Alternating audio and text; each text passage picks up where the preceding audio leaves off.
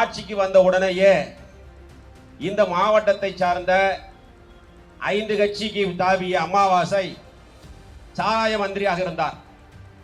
சாராய மந்திரியாக வந்து பொறுப்பேற்ற உடனேயே பெருமைக்கு ஒரு கல்லூரியை அறிவித்தார். விவசாய கல்லூரி அறிவித்து அதற்கு வெறும் 10 கோடி ரூபாய் நிதியை ஒதுக்கிவிட்டு 4 ஆண்டு காலம் இந்த ஆண்டோடு சேர்த்து அந்த கல்லூரியிலே படிக்கக்கூடிய மாணவ மாணவிகள் படிப்பை முடித்துவிட்டு பட்டத்தை பெற்று வெளியே செல்லக்கூடிய வகையில் 4 ஆண்டுகளாக அந்த கல்லூரி கரூரின் மையப்பகுதியில் இருக்கக்கூடிய அம்மா மண்டபத்தில் நடந்து கொண்டிருக்கிறது.